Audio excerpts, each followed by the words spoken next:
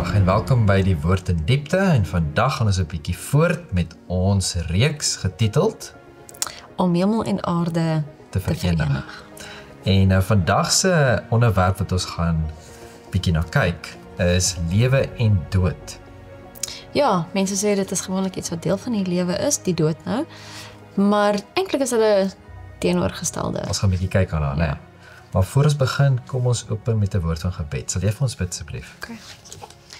Hemelse Vader, ons sê baie dankie dat ons hierdie voorreg het om die woord te open en daaroor te kan gesels. Sal U asseblief ons gesprek lei, ons harte oopmaak. Ons nooi die Heilige Gees om in ons te kom werk, Here. Nie net om die werk te voltooi nie, maar ook ons te openbaar, Here, dat ons U sal sien en U in ons harte sal toelaat. Dis ons gebed in U naam. Amen. Amen.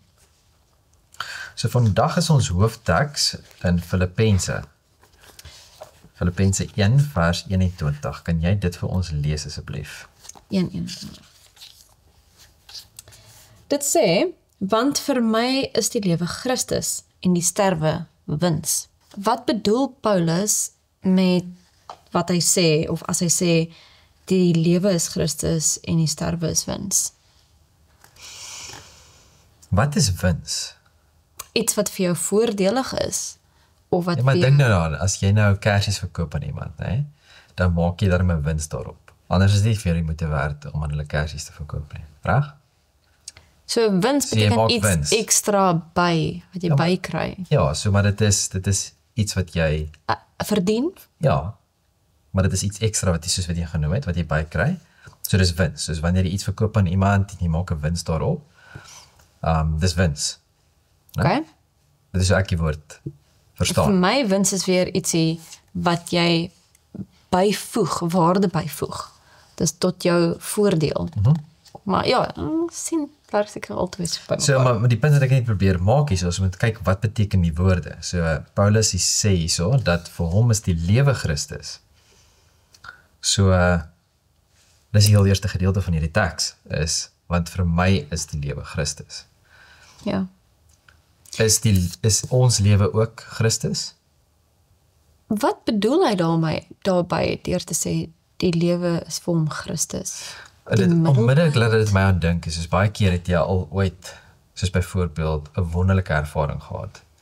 En baie keer wanneer mense 'n wonderlike ervaring beleef, so sê maar byvoorbeeld, jy gaan nou 'n piknik en is die mooiste sonsondergang ooit, jy sit daar lekker rustig, die voeltjies sing, dis net hierdie absolute, net wow, né? En as dit soos, dit is die lewe. Né? En dis wat Christus vir ons moet wees. Is soos, vir my moet dit wees soos, as Die ek in die oggend hoogtepunt. opstaan, ek kan nie wag om met Christus te praat, ek kan nie wag om met my Skepper te praat, want dis die lewe. En dit is hoe ek het verstaan, wanneer hy sê, want vir my is die lewe Christus. En dan die volgende gedeelte wat aangaan, hy stop nie net daar nie. Dan gaan hy aan en sê, en die sterwe is wins. Hoekom sê hy dit? Hoekom noem hy die dood saam in die lewe? Ek dink net uit die Christelike perspektief en as ons in die ewigheid inkyk, kan dit enigstens 'n wins wees. En sin maak.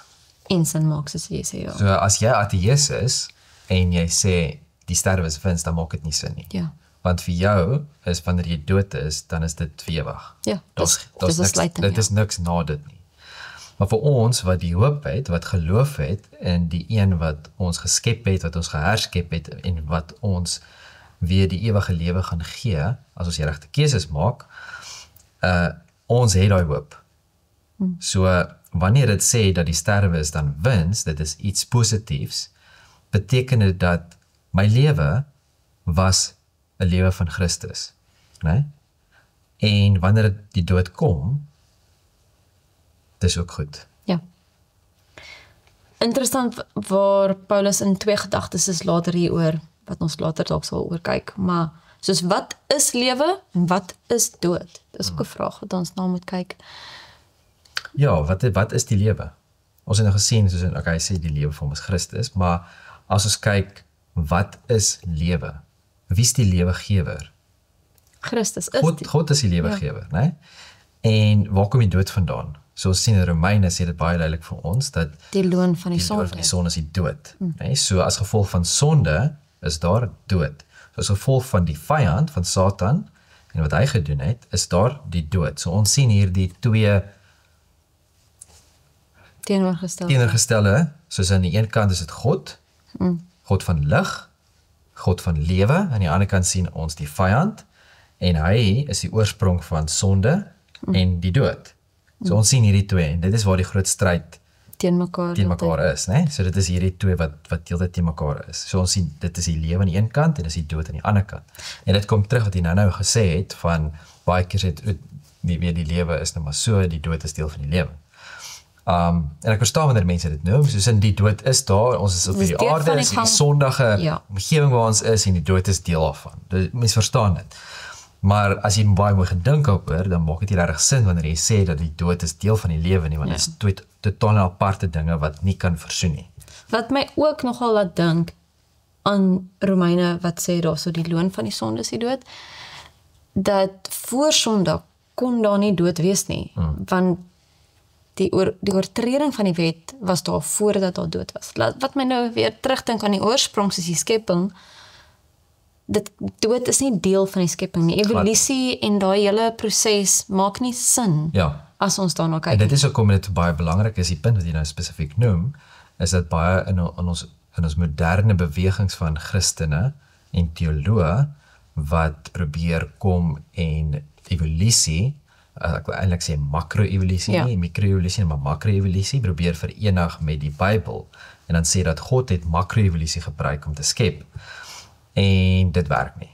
Want dit beteken dat deel van God se skepping, die lewegewer, is dood. Want die dood is baie integraal met wat makro-evolusie is.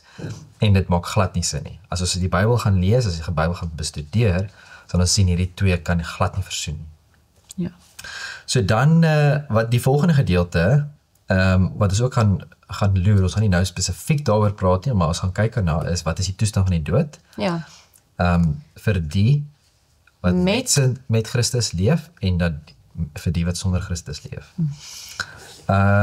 Ons blaai gou vandag na ons volgende teksvers, en dit is in Filippense 1 vers 19 en 21.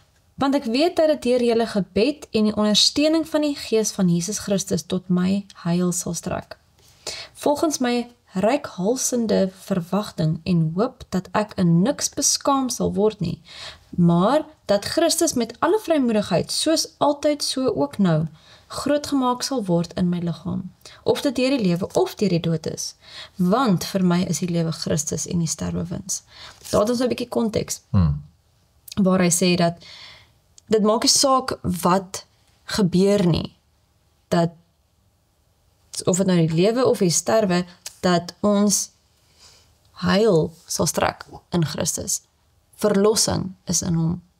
En dit het my nou dink in die vorige episode wat ons gepraat het oor gebed, en waar ek spesifiek genoem het oor Pavel Goya, en die manier hy altyd gebid het, is, wat ook al hy gevra het, was dat dit U naam sal verheerlik.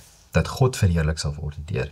En wat ons hier so sien, wat Paulus sê, volgens my reikhalsende verwagting en hoop dat ek in niks beskaam sal word nie, maar dat Christus met alle vrymoedigheid, soos altyd, so ook nou, groot gemaak sal word in my liggaam, of dit deur die lewe of deur die dood is. So, hierso sê hy, mag my lewe God verheerlik, mag dit sy naam groot maak, my lewe, en as dit daarop neerkom dat my dood dit moet doen, laat dit so wees. En dit is wat dan nou die beter prentjie vir ons kan skep, waarom vers 21 dan sê, want vir my is die lewe Christus en die sterwe is wins. Want dit gaan alles daaroor, wat gaan die God verheerlik? Wat gaan God verheerlik? En dit bring ons net terug oor dat ons moet sien wie ons is. Ons moet sien wie is God. Laat dit kan sin maak. En baie keer is ons fokus op onsself, dat ek sal nie bereid wees om my lewe te gee nie, want ek is te selfgefokus. Baie keer dink 'n mens ook, want ek dink dis dalk deel van wat Paulus later ook sê, dat 'n mens sê baie keer jy is gewillig om te sterf vir Here, maar as jy gewillig om te lewe vir Here, dat in elke aspek, nie net een groot daad aan die einde wanneer jy niks het om meer vir jouself te kan doen nie, maar in elke keuse wat ons maak, maak ons fokus die eer van die Here? So hoe maak ons dit dan prakties om God se eer in alles te soek? Dit wat jy nou daar genoem het, dit laat my nou dink, want die heel eerste gedeelte wat jy nou genoem het, voordat jy gekom het by hoe maak ons dit prakties, is sekere mense sal miskien sê dat hulle is bereid om hulle lewe te gee. Hulle is bereid om dood te gaan vir die Here. Maar die vraag is, lewe hulle vir Christus? Dus is hulle lewe so dat hulle op die oomblik, elke oomblik hulle kan sê, vir my is die lewe Christus. En wat by my opkom, nou die praktiese gedeelte is as jy vat, as jou kind in die klein dinge nie gehoorsaam is nie, en nie vir jou luister nie, en nie respek toon aan hulle ouers nie, en die klein goedjies nie, verwag jy dat hulle in die groot goed vir jou gaan respek toon, en gehoorsaam sal wees? Nee.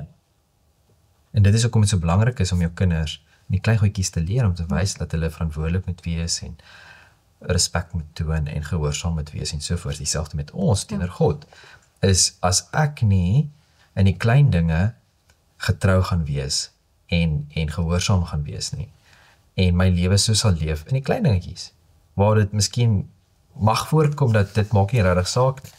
As ek nie op daardie vlak God gaan verheerlik nie, dink jy werklik dat ek gaan eendag kan staan en kan sê, ja, hierso, ek sal my lewe gee vir die Here? Ja, nee, die oefengrond is in die klein dinge van die elke daaglikse dinge, want dit is op die eind wat die karakter vorm, en ons gaan help om juis die karakter ontwikkel, om juis die karakter eienskappe te ontwikkel, om te kan staan. Ja. So ons almal ken, seker Matteus 6:33, maar soek eers die koninkryk van God en sy geregtigheid, en al hierdie dinge sal vir ons bygevoeg word. Want as ons God eerste sit, en sy eer, het ons nie nodig om oor enige van die ander goeders te bekommerd te wees nie. Ja. Maar wat sê daai gedeelte? Dit sê, soek eers die koninkryk van God. Ja, En sy geregtigheid. sy geregtigheid. Wat is sy geregtigheid? Sy karakter. Ja, dit is deel van wie hy is, maar wat is sy geregtigheid? As jy nou gaan kyk, wat is geregtigheid? As jy sê reg en geregtigheid. Soos justice, Ja. dis wat in my kop kom. So dit wat is reg deel daarvan? is. Dit wat reg is, nê? Die wet. Waar sien ons, ja, dis die wet van God. So ons kan sien, hoe weet ek wat is reg? Hoe weet ek wat is geregtigheid? Dan moet ek na die Bybel gaan kyk, okay, waar sien ek wat is reg en wat is verkeerd? En dit is die wet van God. So, dit sê baie duidelik, ons soek eers die koninkryk van God, so ons soek die dinge van die Here, né? Maar ons moet ook dit soek wat vir my kan leer wat om te onderskei tussen wat is reg en verkeerd. So dit is wat ons soektog moet wees. Ons soektog moet wees, wie is God? Wat is die onderskeiding tussen wat is reg en verkeerd, dat ek kan verstaan, sodat ek die regte besluite kan maak. So dit is waarop dit neerkom. So as ek kan weet, wie is God, hom beter kan leer ken, kan leer wat se keuses om te maak in die lewe, dan sal die res van die goeders by mekaar kom. So dit is my heel eerste fokuspunt in die lewe. So, en dit is om dit prakties te maak, soos wat jy nou gesê het, daai is wat dit prakties maak, dat ek soek eers vir God. Ja. En dit maak dat ek kan sê, vir my is die lewe Christus. Die Here maak ook baie beloftes in die woord, as ons, dat, soos wat jy nou sê, in Matteus 33, dat hy alles sal vir ons gegee word. Maar dit vat die beproewinge weg nie. So hoe sit mens daai twee by mekaar? Kom ons blaai gou vandag na 2 Korintiërs.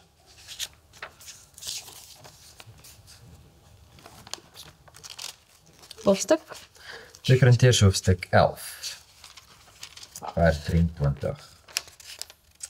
En dit sê, is hulle dienaars van Christus? Ek praat in uitsinnigheid, ek nog meer, in arbeid oorvloediger, in slae bo die maat, in gevangenskappe baie meer, in doodsgevare dikwels. 5 maal het ek van die Here ontvang 40 houe op 1. 3 maal is ek met stokke gestaan, 1 maal is ek gestenig, 3 maal het ek skipbreek gelei, 'n nag en 'n dag het ek op die diep water deurgebring. Dikwels op reis in gevare van riviere, in gevare van rowers, in gevare van my volk, in gevare van die heidene, in gevare in die stad, in gevare in die woestyn, in gevare op die see, in gevare onder valse broeders. Dis amper nog erger as die natuurgevare, né?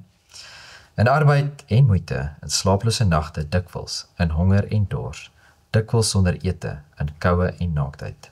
En ons is nou in die konteks van om die Here te verheerlik.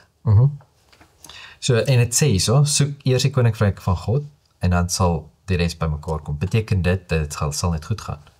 Beslis nie. In hierdie studie vandag gaan ons bietjie ook kyk dat hoe werk dit presies? Soos hoe koppel dit bymekaar? Hoe kom hierdie twee gedeeltes bymekaar dat God gaan vir ons hierdie vrede gee en al die positiewe dinge, maar waar kom die lyding in? Hoekom is daar beproewings? Hoekom is daar moeilike tye? En dan hoe kom hierdie twee bymekaar? Dan die volgende gedeelte wat ons gou vinnig wil kyk is, kom ons blaai net gou vinnig na die vorige hoofstuk, en dit is 2 Korintiërs hoofstuk 10, vers 3 tot 6. Want hoewel ons in die vlees wandel, voer ons die stryd nie volgens die vlees nie, want die wapens van ons stryd is nie vleeslik nie, maar kragtig deur God om vestings neer te werp. So, hierdie stryd wat ons stry, is die stryd van vlees? Nee, uit en uit nie. So dis groter as dit wat ons net kan sien. So is daar miskien baie keer tye wat daar dinge gebeur en ons kan miskien vra hê waarom gebeur hierdie, en ons kan miskien nie verstaan nie, want dit is nie 'n vleeslike stryd nie, dit is 'n geestelike stryd. En net dat ons dadelik dink aan Efesiërs. Wat is in Efesiërs? Die wapenrusting. Efesiërs 6, nee. Ja. En ons gaan vanaf vers 10, van vers 10 af. Eindelik my broeders, word kragtig in die Here en in die krag van sy sterkte. En dan vers 11. Trek die volle wapenrusting van God aan, sodat jy staande kan bly teen die liste van die duiwel. Want ons worstelstryd is nie teen vlees en bloed nie, maar teen die owerhede, teen die magte, teen die wêreldheersers wat van die duisternis van hierdie eeu, teen die bose geeste in die lig. So dit is nou baie interessant, né? So hy sê nou presies vir ons, soos nou gesien in 2 Korintiërs 10, wat sê dat hierdie is nie vlees nie. Nou in vers 12 dan sê dit baie duidelik, want hierdie stryd wat ons het is nie teen vlees en bloed nie, maar teen die owerhede, teen die magte, teen die wêreldheersers van die duisternis van hierdie eeu. Ons het nou net gesien die twee verskillende gedeeltes, né? Lewe, die lig, dood, duisternis. So dis hierdie groot stryd wat ons betrokke is.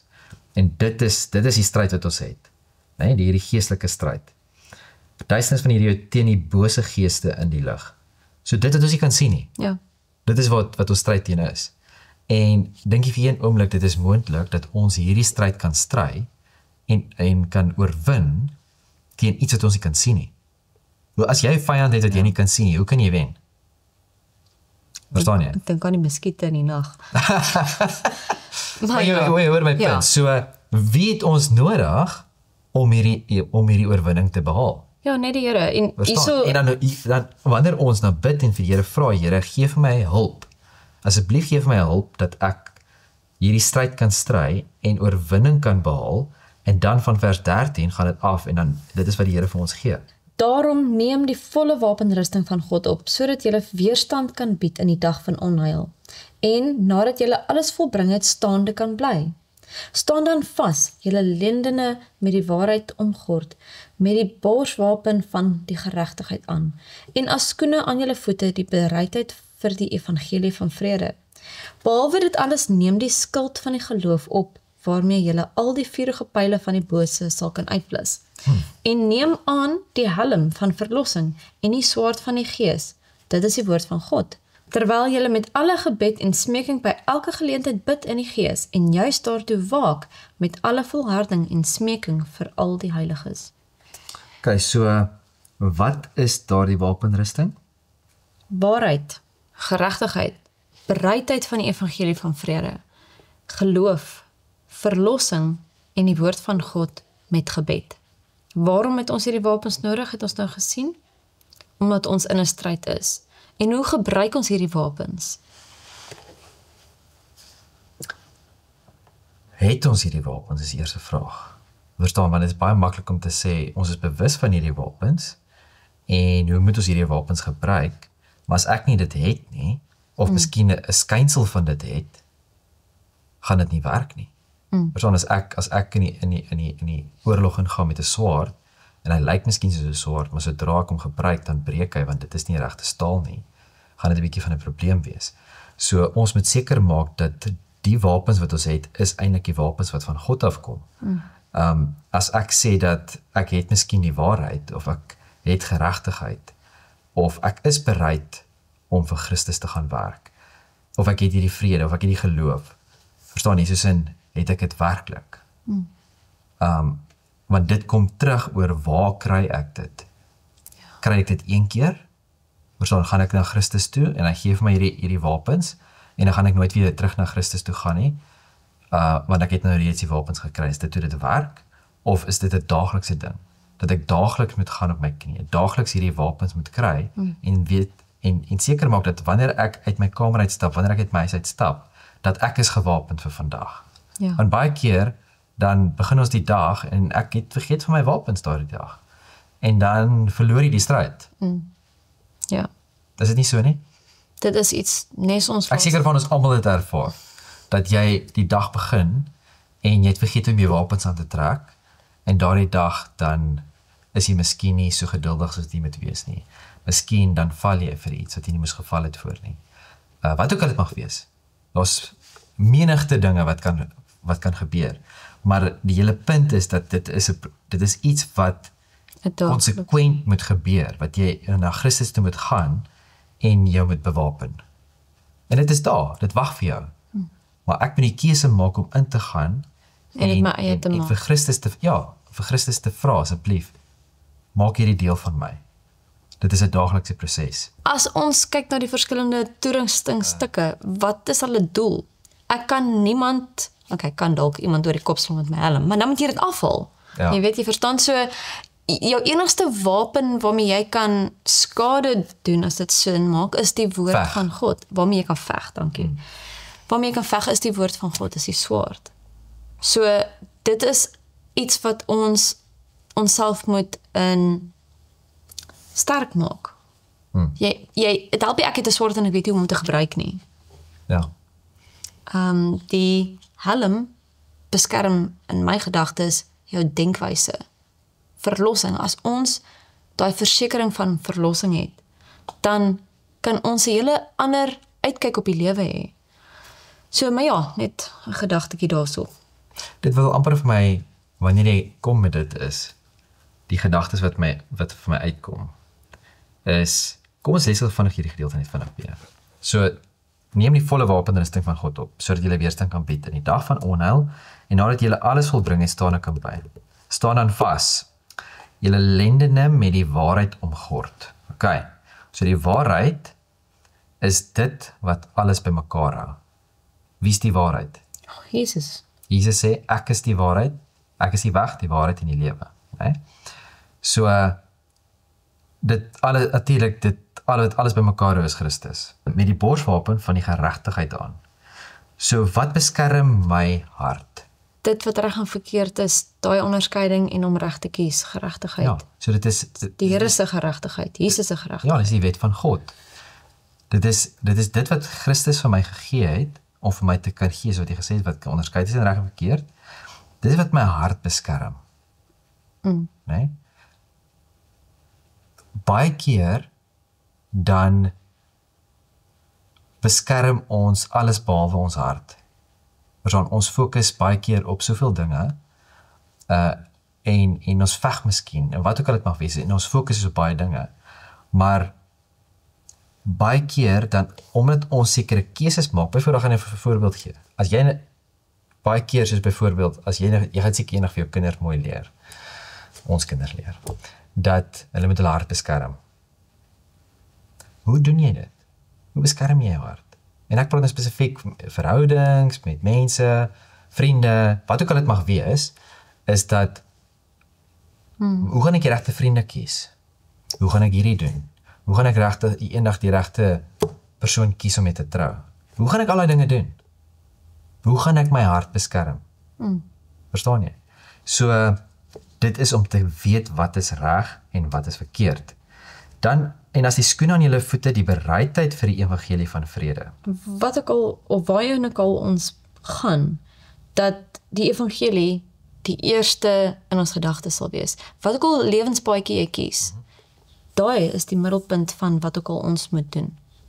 Dit beteken nie ons hoef noodwendig na die sendingveld toe te gaan nie. Maar waar ook al ons is 'n sendingveld. Ja. Dan die volgende gedeelte. Behaal dit alles, neem die skuld van die geloof op, waarmee jy al die vuurige pile van die bose sal kan uitblus. Dit is vir my nogal interessant, dat geloof, jy moet daai skuld hê. Maar baie keer voel dit asof die 4 pile jou nog steeds tref, want ons het beproewinge. Wat beteken dat in die geloof moet ons vertrou dat dit nie ons skade sal doen nie, as dit sin maak. Ja, en Want ons gaan... Ek probeer altyd prakties dink oor, soos wat jy nou spesifiek noem. Nee, is dat wanneer 'n soldaat, as jy nou vat in daardie spesifieke tyd wat die Bybel geskryf is, wanneer hulle in oorlog was en hulle het hierdie skild, nee, en daar kom pile wat afgevuur is, nee. Nou is letterlik hierdie pile kom deur die lug en jy het 'n skild. Tref jy die skild? Natuurlijk. Tuurlik, tref jy die skild. Voel jy dit terwyl dit jou tref? Ja, So is daar beproewings wat jou tref. ja. Dit is realiteit. Ja. Dit is daar, dit gebeur. En dit skud Dit jou tref jou. geloof. Daar's beweging, daar's vibrasie wat plaasvind, né? Maar as jy dood, nee, wanneer jy hierdie geloof, hierdie skuld van geloof. So die realiteit is daar. Jy kan dit voel hierdie dinge gebeur met jou, Ja. né? Maar as gevolg van hierdie skuld van geloof, Beskerm dit, ja. word jy word beskerm, né? So dit wat amper laat my laat aan dink is dat dit tref jou, maar affekteer dit jou asof dit jou verstaan jy? Soos in hoe affekteer beproewings jou? Baie keer dan kan ons dit heeltemal verloor. Ons kan ons geloof verloor. Ons kan ons skuld heeltemal verloor omdat daai een pyl my getref het. En as ek dink die lewe is nou verby. Wat ook al dit mag wees. So ons moet prakties begin kyk daarna, soos in hoe is dit dat God vir ons hierdie toerusting wil gee en hoe kan ons dit gebruik? Wat is die verskil tussen dit en hoe kan ons dit prakties maak? Vers 17. En neem aan die helm van verlossing. Daai gedeelte van my, ek het so rukkie terug het ek met iemand hieroor gesels en ek het al 'n paar keer met jou ook hieroor gesels.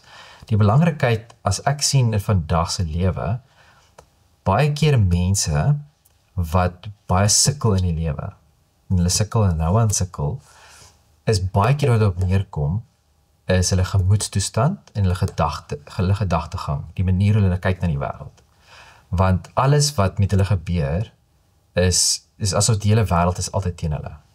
En as jy daai gedagtegang, Victim. ja, amper soos 'n victim mentality as jy daai Engelse woorde mag gebruik. En wanneer jy so heeltyd dink oor die lewe, soos alles gebeur, alles is net, jy weet, dit is net negatief, dis net negatief. En jy fokus heeltyd op die negatiewe. As jy daai gedagtegang het, dit beïnvloed jou hele lewe. Ja. En dit gaan maak dat jy gaan altyd sukkel met een of ander ding, want jy gaan altyd die negatiewe raak sien en dit gaan 'n negatiewe uitwerking hê op jou hele lewe. En dit is waarop hier vir my uitkom is wat jy nou genoem het, die helm van verlossing. Die helm, dis iets wat jou brein beskerm, jou gedagtes beskerm, né? Van verlossing. Is ons kinders van God? Heilige priesterdom? Hoe sien ons onsself? Hoe sien ons mekaar Ja. in die kerk? En dan hoe hanteer mens mekaar Verstaan? volgens? As ek my medebroeder en susters sien in die kerk, sien ek hulle as koningskinders? Of sien ek hulle maar net as nog iemand? So in die moderne sielkunde is daar baie keer hierdie fokus op jouself en dat jy weet jy met selfvertroue hê en jou selfbeeld moet gebou word en alles. En dit is great. Jy weet, dit is alles wonderlik, maar waar is die fokuspunt en waar begin dit?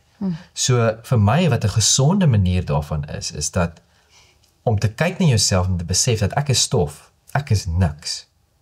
Sonder God, het ek geen reg op die lewe nie. Maar as gevolg van Christus, wat my lief het, wat my eerste lief gehad het, wat sy lewe vir my kom gee het, nou het ek waarde.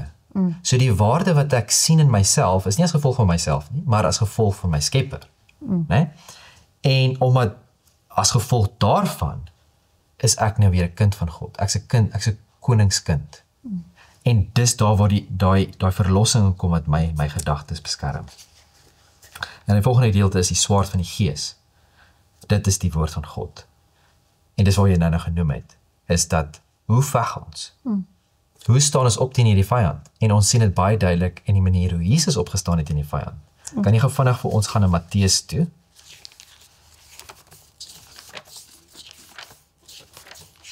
En dan sien ons presies die manier hoe Jesus hierdie Versoeking 4. Ja, toe is Jesus deur die Gees weggelei die woestyn in om versoek te word deur die duiwel. En nadat hy 40 dae en 40 nagte gevas het, het hy naderhand honger geword. En van vers 3 af. En die versoeker het na hom gekom en gesê, as u die seun van God is, sê dat hierdie klippe brode word. Maar hy het geantwoord en sê, daar is geskrywe, die mens sal nie van brood alleen lewe nie, maar van elke woord wat deur die mond van God uitgaan. So dis baie interessant, hè? So die heel eerste ding wat Jesus vir hom sê is, Daar staan geskrywe. so Jesus gebruik die swaard.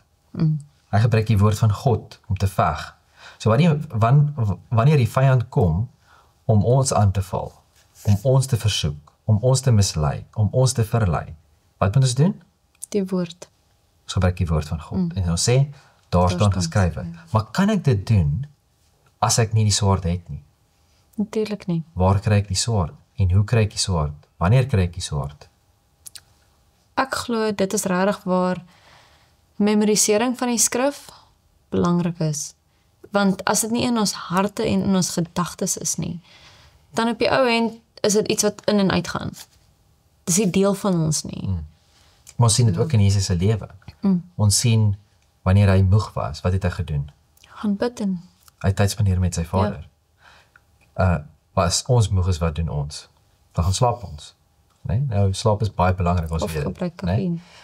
Maar jy hoor wat ek sê, so waar is ons fokuspunt? Waarna toe gaan ons om ons krag te kry? En is dit 'n daaglik proses? En dis Eet ons eenmal 'n week? Eet ons eenmal 'n maand? Dink jy ons moet 'n paar keer deur die dag eet van die geestelike brood nie? En dit kan ons versterk, dat ons kan instaande bly teen die vyand. En dan die laaste ene, vers 18, wat praat van gebed en smeking. As ons nie gereeld bid, gaan ons nie in koneksie bly met die Here nie. Want hy is die bevelvoerder wat vir ons gaan sê hoe om te veg. Sure.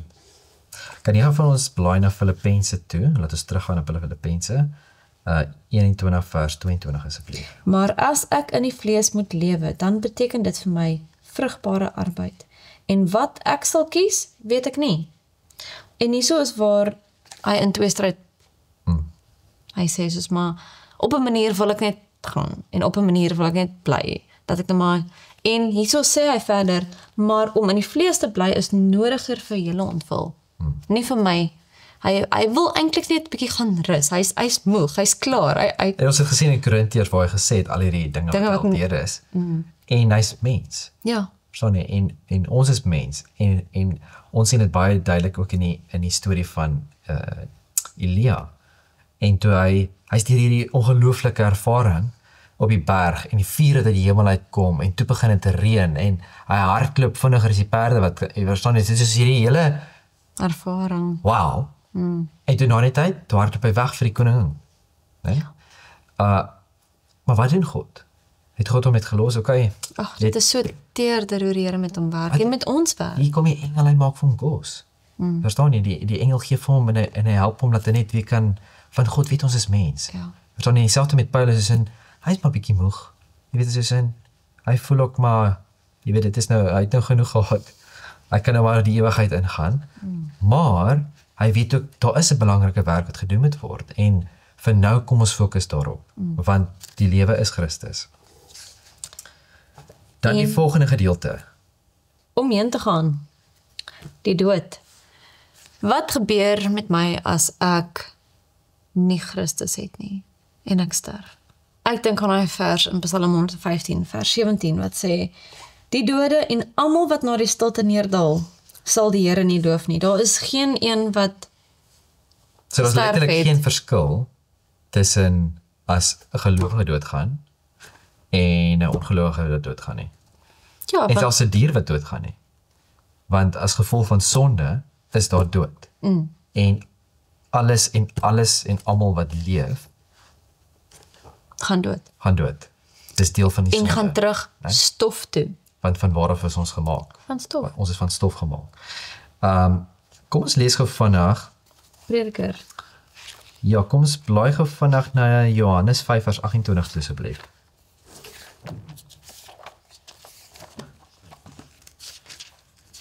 Johannes 5 vers 28.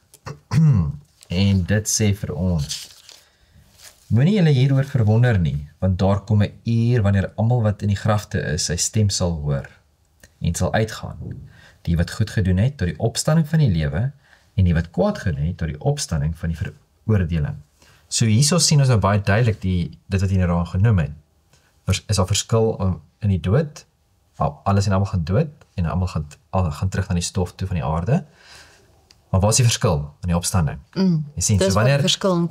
wanneer daar opgestaan word, as die wat gelowig is, die wat glo in God, opstanding tot die lewe, en dan die ongelowig is, tot die opstanding van die veroordeling, wanneer hulle loon gaan ontvang. So dit is die verskil wat ons sien tussen die twee. En dan Prediker 9 vers 5 sê, van die lewendes weet dat hulle moet sterwe, maar die dooies weet glad niks nie. En hulle het geen loon meer nie, want hulle nagedagtenis word vergeet. En dan sien ons ook dieselfde in 1 Tessalonisense 4 vers 16 wat sê, want die Here self sal van die hemel neerdal met 'n geroep, met die stem van 'n aartsengel en met geklank van die bassein van God. En die wat in Christus gesterf het, sal eerste opstaan. So ons sien daardie, soos wat ons nou gesien het hierso in Johannes, dat die wat in Christus gesterf het, die wat hulle lewe was Christus, hulle sal eerste opstaan. En daarna sal ons wat in die lewe oorbly saam met hulle in die wolke weggevoer word, die Here tegemoet in die lug. En so sal ons altyd by die Here wees. En dan bemoedig mekaar met hierdie woorde, né? Want dit is 'n belofte wat God vir ons gemaak het. So dan in die volgende gedeelte is eengesindheid en waarheid. Wat is die fondasie van ons eenheid? Die waarheid. Wie is die waarheid? Jesus sê ek is die weg, die waarheid en die lewe. Kan ons eengesind wees as ons nie dieselfde glo nie? Dis 'n baie goeie vraag. So dit wat my nou dink, kan ons eengesind wees as ons kompromie aangaan. Jy hoor wat ek sê? So as ek byvoorbeeld, kyk maar hierdie punt is nie so belangrik nie, hierdie punt is nie so belangrik nie. Kom ons vir eenheidsonthaalwe, kom ons los maar hierdie en kom ons fokus maar net op die goeie of op die mooi of wat ook al dit mag wees wat jy glo dit so is. En die rede hoekom ek dit noem is in die koeranteprogram wat ek en Dr. Fikker baie keer saam doen, is daar baie keer hierdie in die moderne Christelike kerke is hierdie prentjie wat geskep word van 'n ruimhuis en daar's plek vir almal. Maar die waarheid word eenkant geskuif om plek te maak vir ander. Ja, dis waarop dit neerkom, want die hele punt is dat daar word nie meer geglo in die skepping nie. Daar word nie meer geglo dat daar bestaan nie eers meer 'n duiwel nie. Daar's nie so iets as sonde nie. Verstaan jy? So alles word afgewater. Die waarheid word eintlik net uit die venster uit gegooi, uit die deur uit gegooi en almal is welkom en daar's eenheid. Sogenaamde eenheid. Maar eenheid op wat? Verstaan jy? Want dis eintlik al wat dit is Babelse verwarring met die skynsel van sogenaamde eenheid. Maar dit is nie eenheid nie, want eenheid kan net bestaan wanneer daar eendragtig samekoms en samewerking is gebaseer op 'n missie, gebaseer op iets. Verstaan jy? En wat is daardie iets? Verstaan jy? Soos ek weet ek dink was dit op die ou R1 wat altyd gesê het eendrag maak mag. Nee? En dit is waar, want om eendragtig by mekaar te kom, dit is waar mag is. Want as daar samewerking is, dit is waar mag is. maar dit moet gebaseer wees op iets. Ons het in die vorige program ook gepraat van die soldate, dat ons in die weermag is van die Here. En as een persoon verraad pleeg, Ja, dan is daar gevaar vir almal. En dit is ook om eendragtigheid. En dit laat my ook dink aan daai gedeelte in Handelinge. Ek kry dit nou nie, maar dit is daarso waar hulle alles wat hulle besit het gedeel het. ja. Kan ons so eendragtig wees dat ons mekaar kan vertrou dat ons eers bekommerd is oor wat ek besit versus of teenoor wat jy besit nie, maar dat ons eintlik 'n samewerking vir die Here se doel kan wees. Dit is 'n volmaakte eendragtigheid wat net die Here kan bewerkstellig. En ons het nog 'n lang ver pad om te gaan. En die Here moet in ons werk, want andersins gaan die werk voltooi kan word as ons nie werklik eendragtig is nie. Ek dink die voorbeeld van Ananias en Safira, die man en die vrou wat gesê het hulle sal alles gee, hulle gaan hulle huis verkoop of hulle grond verkoop, en dan gaan hulle alles gee. En hulle het toe gegee, maar dit was nie alles nie. En die probleem wat inkom is dat die fokus baie keer is nie meer op die werk van God nie, maar wat kan ek daaruit kry? En dit is wat ons sien oral in die wêreld vandag, is baie keer mense wat, hulle het hierdie non-profits, hulle het hierdie plekke wat sogenaamde charities, Engelse woord, Winsgewend. ja, waar hulle mense moet gaan help en alles, maar dan sien ons hulle verryk eintlik hulle self daardeur. Ons sien dit selfs met kerke, met baie moderne kerke wat opskiet en hulle verryk hulle self met die tiendes en die offergawes van die mense, Want hulle beloof met die mense dat hulle geseën sal maar word hoe meer hulle hele gee. punt is die geld wat inkom, is nie daar om Die mense werk te verryk nie, maar om uit te gaan en mense te gaan help en bewus te maak van hierdie Skepper wat lief is vir hulle. So die punt wat ek nou daar wil maak is op hierdie alles is dat die fokus is op self. Ja. Die fokus is nie meer op die missie wat ons het En op en op Christus nie. En dis baie keer die probleem. Om terug te kom na eengesindheid en die waarheid toe, is dat dis baie duidelik. Eenheid kan net plaasvind met 'n fondasie. Ja. En die fondasie is Christus. Dit is die waarheid. En dit is onder alles, verstaan jy, soos in elke aspek van die waarheid. Jy kan nie seker gedeeltes uitgooi en sê jy kan nie hierdie wat ook al. Dit is alles. Dis die hele woord van God. Dis nie seker gedeeltes van die woord van God nie, dis alles. Dis die fondasie van eenheid. En dan is dit baie duidelik dat, kom ons lees gou vanaf Micha. Micha 6 vers 8. Hy het jou bekend gemaak, o mens, wat goed is. En wat vra die Here van jou anders as om reg te doen en liefde te betrag en ootmoedig te wandel met jou God? Wat sê hierdie gedeelte vir ons? Wat vra die Here van jou? Die Here vra van jou om reg te doen. Ons het gesien, wat is moet soek? Soek eers die koninkryk van God en sy geregtigheid, om reg te doen, om te weet wat is reg en om dit te doen. En liefde te betrag, om liefde uit te leef en te betoon, né? En ootmoedig te wandel met jou God. Dit is wat God van ons vra. En wanneer ons dit doen, wanneer ons doen wat reg is, ons volg die woord van God, die waarheid, ons betoon liefde aan ons medemens, en alles en almal om ons leef dit uit, en ons wandel met ons Skepper. Dis eenheid. En ons sien dit in daardie volgorde. En dit is wat God verwag, nie net van ons as individue nie, maar hy verwag dit van sy kerk. Dit is eenheid. En dit is wanneer ons ware ambassadeurs is, Ja. vir sy koninkryk, is wanneer ons hierdie uitleef. En hoe kan eenheid ons vreesloos maak? In die beproewinge, alles wat ons moet deurgaan. Ek dink dit kom terug na die gedeelte wat ek gesê het op haar R1 muntstuk was. Dis eendrag maak mag. Is wanneer jy eendragtig saamwerk. God het die mens geskep dat ons, dit is baie, ons het in die koerante program daar gepraat, en dit was, ons sien dit baie mooi in die 10 gebooie. Die 4de gebod, sê baie duidelik vir ons dat 6 dae moet jy arbei en die 7de dag moet jy rus. Dit sê nie 6 dae kan jy as jy wil besig wees nie of werk doen nie. Dit sê jy moet arbei. Hoekom verwag God van ons dat ons moet werk? Dit is goed vir ons. Want dit is goed. Dit is as ons as mens ledig is, die ledigheid is die duiwel se oorkussing, né? Wanneer ons as mens ledig is en niks doen nie, dis wanneer daar moeilikheid uitkom. Dis wanneer daar kwaad is. Dis wanneer daar, jy weet, dinge gedoen word wat nie gedoen moet word nie.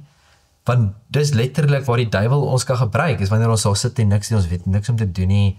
Dis sleg vir ons. Dit is maar eintlik wonderlik ook om in Genesis te lees waar die Here daardie werk ingestel het vir ons.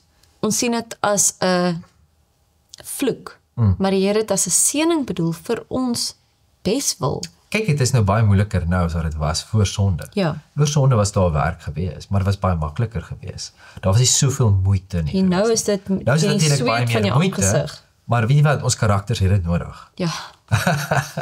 Verstaan, so, maar die punt kom daarop neer dat ons as mens, deel van ons wese, dit wat ons vir ons verstandelike gesondheid, is nodig dat ons 'n missie het. Dat daar 'n spesifieke, iets is wat ons moet nou werk. Ons sien, okay, daar is hierdie spesifieke projek, of wat ook al dit mag wees, dit is wat ons moet bereik, dit is wat ek moet doen om daar uit te kom. En dan die proses deur dit, en dan wanneer jy daar uitkom, wanneer jy dan daai, ek wil sê, die projek klaar gemaak het, of op die einde van jou missie kom, dan is dit soos, okay, bevrediging. En dit gaan nie bevrediging, maar die effek wat dit het op jou gesondheid, fisies, maar ook psigies en verstandelik. So God weet, hy het ons so geskep, né? En ons sien nou hierso baie duidelik dat wanneer ons eendragtig saamwerk as kerk, saamwerk as broeders, saamwerk as man en vrou in die familie, of net as individue, jy werk saam met jou Skepper. Wanneer jy daardie raamwerk volg, dan sal jy nie vrees nie. Want as iets oor jou pad kom wat miskien moeilik lyk, as iets oor jou pad kom wat beproewings mag wees, struikelblokke, wat ook al dit mag wees, ons moet altyd ons voor oë hou, die missie wat God vir ons gegee het. Johannes 17 vers 17.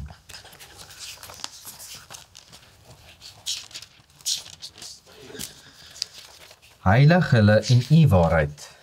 U woord is die waarheid. En dan voor dit vers 16 sê, hulle is nie van die wêreld nie, net soos ek nie van die wêreld is nie. En dan vers 18 sê, soos u my gestuur het in die wêreld, het ek ook hulle in die wêreld gestuur. En so Jesus sê baie duidelik vir ons hierso, dat wat is die proses wat ons moet volg om geheilig te word? Die waarheid. Dis die waarheid. Die woord is die waarheid. Markus 3 vers 25 asseblief. En as 'n huis teen homself verdeeld is, kan daardie huis nie bly staan nie. En dan 1 Petrus 3 vers 13. En wie is dit wat julle kwaad sal aandoen, as julle navolgers is van die goeie? Wie gaan ons kwaad aandoen? Net die duiwel.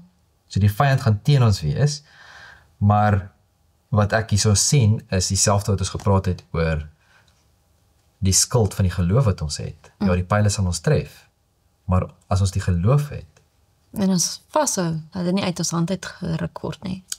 dan sal die pyle ons nie doodmaak nie. En al kom nie dood, wat is die dood? Dis wins. Want vir my is die lewe Christus. Ons hoef nie te vrees nie, want in die eenheid wat in Christus is, het ons krag. So dit sluit nou aan by die volgende gedeelte, en dit is waarmee ons gaan afsluit. En kom ons blaai gou vinnig na Johannes 10 toe. Johannes 10. Met ons is nog ons baie in Johannes. Johannes 10 vers 10. En dit sê die volgende, die dief kom net om te steel en te slag en te verwoes. So wat doen die duiwel? Wat doen die vyand? Hy wil dit so mislik as steel. moontlik maak. Hy slag en verwoes. Jesus sê, ek het gekom dat hulle lewe en oorvloed kan hê. Okay. Dan die volgende gedeelte is Johannes 8, vers 44. Julle die duiwel as vader, en die begeertes van julle vader wil julle doen. Hy was 'n mensmoordenaar van die begin af, en staan nie in die waarheid nie, omdat daar in hom geen waarheid is nie.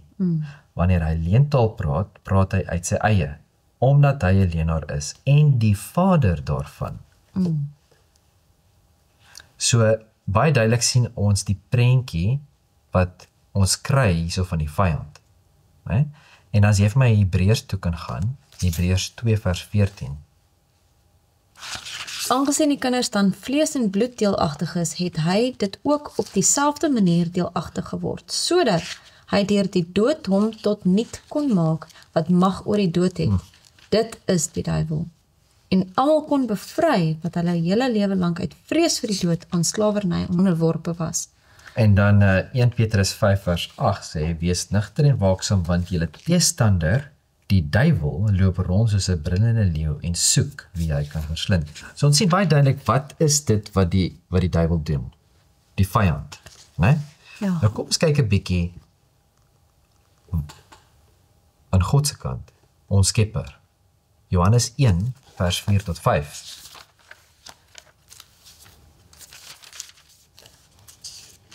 In hom was lewe en die lewe was die lig van die mense. En die lig skyn in die duisternis en die duisternis het dit nie oorweldig nie. En dan Johannes 8 vers 12 sê, ek is die lig van die wêreld. Wie my volg sal nooit in die duisternis wandel nie, maar sal die lig van die lewe hê. Dit laat my net dink as daar waar ons gelees het van 8 vers 44 van die duiwel as vader. 45 sê, maar omdat ek die waarheid spreek, glo julle my nie. Baie keer het ons die waarheid voor ons, maar ons neem dit nie aan nie. Ek wil by amper dink aan 'n grippe wat gesê het, my byna oortuig, my byna beweeg om 'n Christen te word. En baie keer mag ons kan miskien in die kerk wees, ons hoor 'n goeie boodskap, ons luister na 'n preek, wat ook al dit mag wees, ergens kry ons 'n boodskap van God af, en waar ons geroerd is. Verstaan, ons kan voel, oor hierdie het tot my toe gespreek, en ek kan voel dat dit is iets wat ek moet doen, dis iets wat ek moet verander in my lewe, dis iets wat ek moet doen. En dan Maar al wat dit bly is by die emosie. En ek kan voel, shoot, dit het regtig my beweeg. Maar dit het my net beweeg om iets te voel. Dit het my nie genoeg beweeg dat ek iets gaan doen nie. 'n keuse te maak. En dit is waar die verskil kom. So die punt wat ek net hierso wil uitbring is, ons sien baie duidelik aan die vyand se kant, sien ons wie hy is. Hy's 'n dief, hy's 'n mensmoordenaar, hy's die vader van leuns. En hy's 'n brullende leeu wat kom om ons te verslind, om die mens te kom vernietig. Christus kom, en in hom was die lewe was die lig van die mense. Hy is die lig wat verskyn het in duisternis. Hy het die duisternis kom oorweldig, want die duisternis kon hom nie oorweldig nie. Hy is die lig van die wêreld, en hy het gesê, as julle my volg, sal julle nooit in die duisternis wandel nie. En dan in Johannes 11 sê dit, ek is die opstanding en die lewe, want in wie in my glo sal lewe, al het hy ook gesterwe, want ons het gesien nou, dat die dood is realiteit in ons lewe, en ons is 'n lewende sondige wêreld. Maar Christus sê, wie in my lewe, as vir jou lewe Christus is, en jy sterwe, is dit okay, want jy gaan opstaan, en jou opstanding sal die lewe wees, en dit sal die lewe wees tot in ewigheid. Amen. Sal jy vir ons afsluit met gebed asseblief? Hemelse Vader, ons dank U, want U is die wonderlike God van die lewe. U het alle vrees van die dood weggevat, want U het dit kom oorwin. En ons loof en prys U, want U is wonderlik. Here, ons sê ook dankie dat ons die voorreg het om hierdie dinge te bespreek en moed te skep. En ons vra dat U ons sal help om dit prakties te maak. Here, help ons om dit in ons lewens toe te pas. Dat ons hierdie dinge nie net in kopkennis sal bly nie, maar Here, dat ons dit 'n keuse sal maak in ons daaglikse lewe om U te vertrou. Om elke omstandighede wat oor ons pad kom, wat ons beproef, Here, dat ons U hand sal vashou. En dat ons op sal kyk en nie teen die muur nie, maar sal sien waar U die uitkoms gegee het. Dankie, liewe Here, dat U vir ons so goed is. Ons vra dat U ons sal seën verder, en elke kyker, Here, dat hierdie boodskap ons elkeen se harte sal raak, dat ons weer moed sal hê vir elke omstandighede wat oor ons pad kom, tot eer van U naam. Amen. Amen.